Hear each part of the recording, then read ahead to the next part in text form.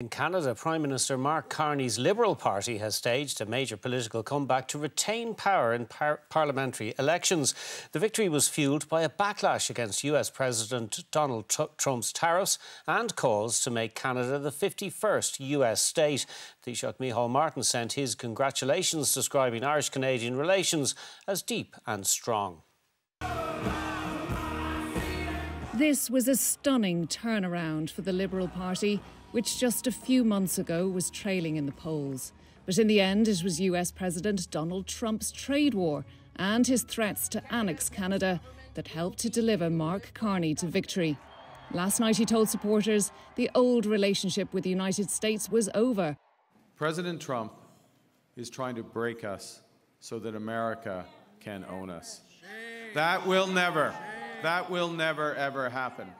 Mr Carney's rival, the Conservative Party leader Pierre Poilievre, was once thought to be a shoo-in, but his Canada First slogan and populist rhetoric backfired with Canadian voters, costing him not just the election, but his seat in Parliament too. Conceding defeat, he reminded voters it was a tight margin. Canadians have opted for a razor-thin minority government, a virtual tie in the vote count. So I would like to congratulate Prime Minister Carney. Mark Carney previously ran Canada's central bank, later becoming Governor of the Bank of England. Voters said his strong business background was vital for dealing with the United States.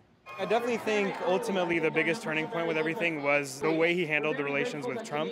Mr. Trump is a business person, and he enjoys business-minded people.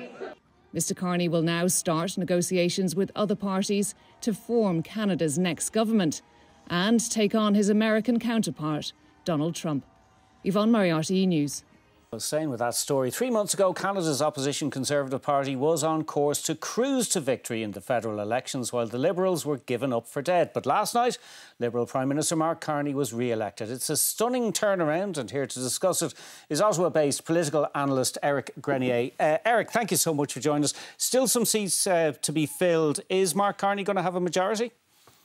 That's really the question. We're waiting for a few more votes to be counted. Should be done by the end of the day here, but he is just 4 seats short of a majority government. That means the Liberals did pick up a few seats. The Conservatives also picked up some seats. We saw our third parties, our regional Bloc Québécois and our left-wing NDP, both dropped quite a bit. So it is just a bit of a question whether Carney will get that majority or minority. They're hoping for a majority. Some of the polls suggested they could get that majority. It looks like they could just come up short, but we'll have to wait till all the ballots are counted. OK, now just to explain to people quite how much of a turnaround this is, we can look at the opinion poll data, and as you can see, the Conservatives, up until January of this year, they were just powering ahead. The Liberals were completely in the doldrums, and then in January of 2025, something happened to change all that. Was it Mark Carney, I think, said tonight that he couldn't have done it without Donald Trump. Is that a fair comment?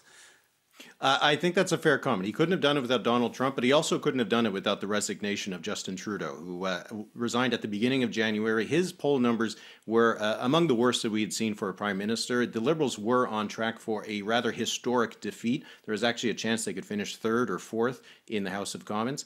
So we saw that once Justin Trudeau resigned, the Liberal numbers started to improve. Then Donald Trump came along, and he really galvanized Canadians. Canadians were insulted by his remarks regarding Canada becoming the 51st state. They were very worried and remain very worried about the impact that the United States would have on the Canadian economy with the imposition of tariffs. Mark Carney, who was seen as someone with a lot of experience, he was the Bank of England governor, along with the Bank of Canada governor in the past, seen as a bit of a calm, steady force against that volatility from Donald Trump, and the Liberals just turned around this race in a way that is pretty unprecedented for Canadian history. We've seen some new prime ministers come in with a honeymoon, big boost in the polls, but we usually see that the bubble that they end up building up gets burst before Election Day, but that didn't happen here in this case. Now, I wouldn't want to stereotype a nation, but Canadians generally are fairly calm and reasonable and would have the reputation of being slow to get annoyed. But the 51st state thing really did seem to get to you.